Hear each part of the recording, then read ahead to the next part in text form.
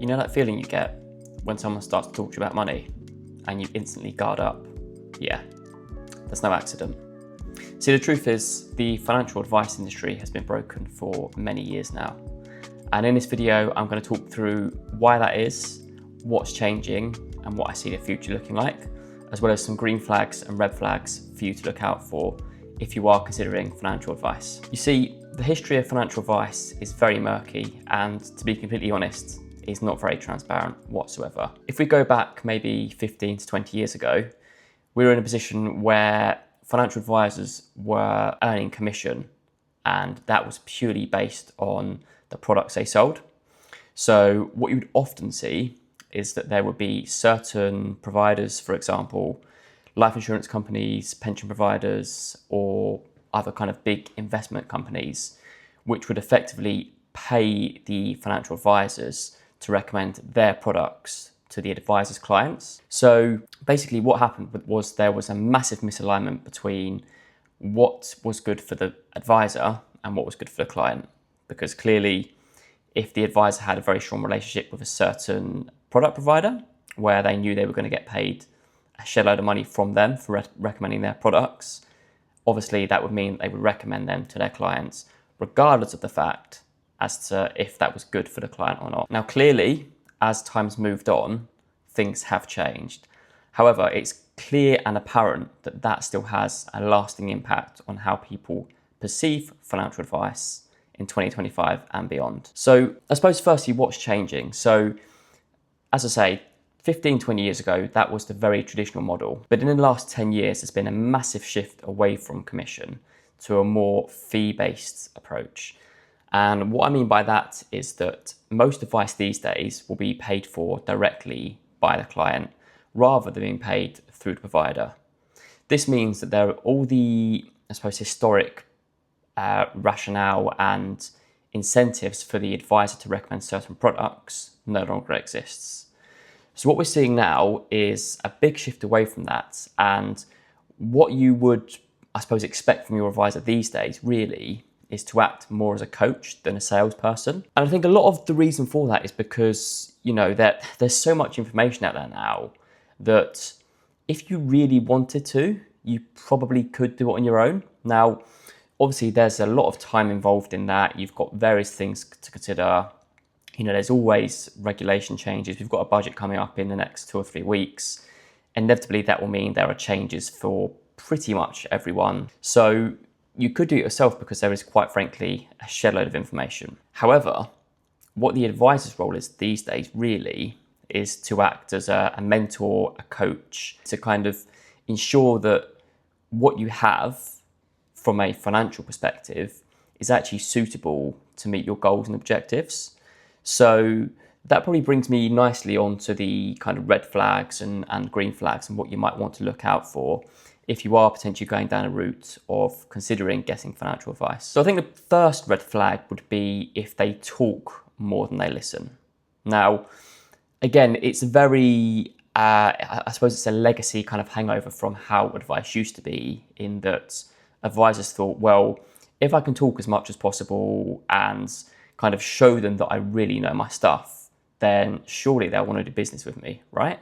Problem with that is that the more talking the advisor does, evidently, the less talking the client does. If we're trying to get to a point where the advice that we're giving is, you know, based around what the client wants, their goals, their needs, their objectives, advisors need to be listening to clients and letting the client speak and explain to them what they want to do and why. So the first red flag would be if they're talking more than they're listening to you, probably don't want to go down that route. The second would be if they're focusing on products and not your goals. Now, as I said, this is hopefully a lot less common now because the advisors no longer have the big incentives that they did have to recommend certain products. However, there is still a hangover. Now, with all of this, as time goes by, the expectation is that there will be less advisors operating in the old style model and more advisors operating in the newer style model where it is more client focused. So there will be advisors out there that are still going to talk to you about products, explain, in great detail what they do and what they don't do, And to be completely honest, a lot of the time there's a lot of jargon used and the client's going to be very disengaged, very disillusioned, and quite frankly, is not really going to want to do business with this person. So number 2 is if they're talking about products more than about your goals and objectives, then probably going to be quite a big red flag. The third is, I suppose, follow on from the last one, is if they're making you feel quite small, quite unqualified, and I suppose unsure about what it is that you know about finances, being very kind of complicated in the ways they're explaining things, using a lot of jargon, that is not a good sign, because again, it's them trying to prove to you that they know what they're talking about, in the hopes that by doing that, you're going to be like, oh great, this person knows a load of stuff, they're obviously recommending the right thing for me. Problem with that, as I've kind of explained, is that they're focusing on their products and trying to show you what they know rather than actually listening and what it is that you actually want to achieve. Okay, so let's move on to some green flags. So the first would be that they ask you about your values and not just your income and your pensions and investments that you've got. Historically, you would have seen that advisors would be very focused on the numerical side of things, and quite clearly there is a reason for that, because that makes a big part of someone's financial situation. The thing you also need to consider though is that these clients, they have specific goals that they want to achieve. Now, part of an advisor's job is to help a client understand what their goals are and explore those with them.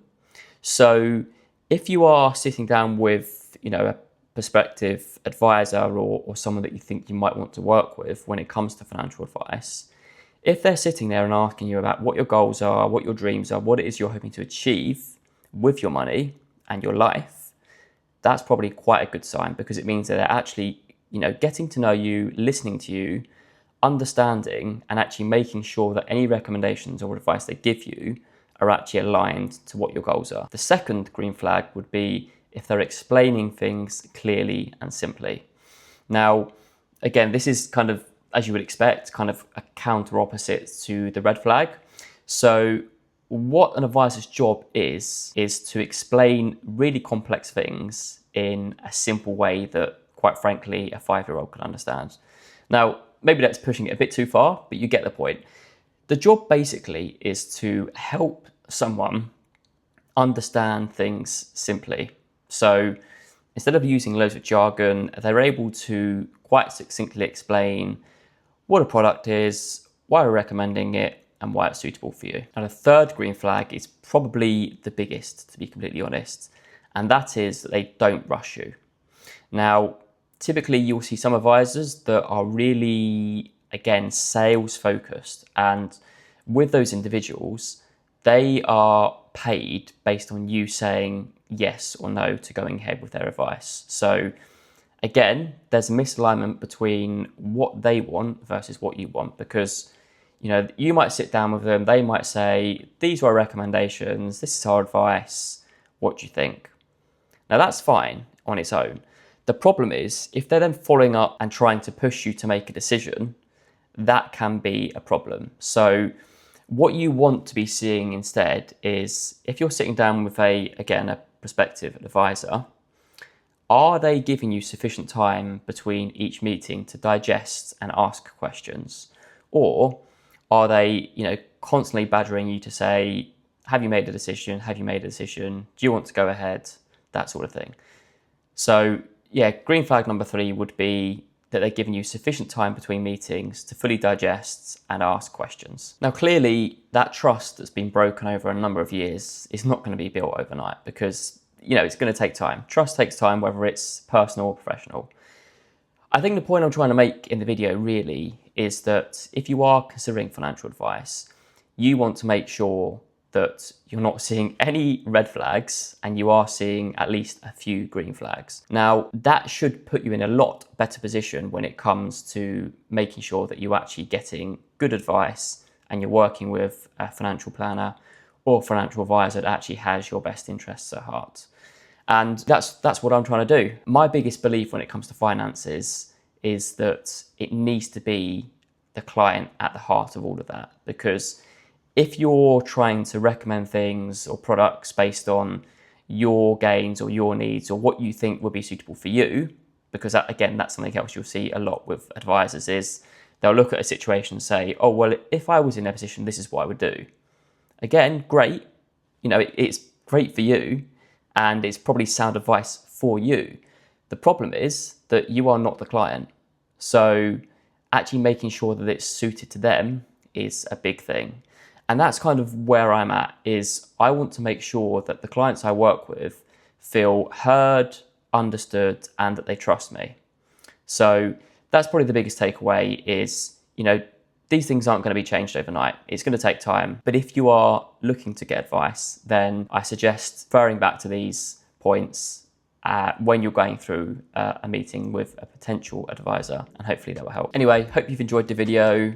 My name's Ben, I'm a financial planner, and as I say, I'm just trying to get across the point that financial advice has come from a bad place, but it doesn't have to be, and that is not how things are going to look moving forward, particularly when it comes to how I work with clients. So hopefully the video has been useful. If you think that you would get more value from these sorts of videos in the future, please do subscribe, and I'll see you in the next video.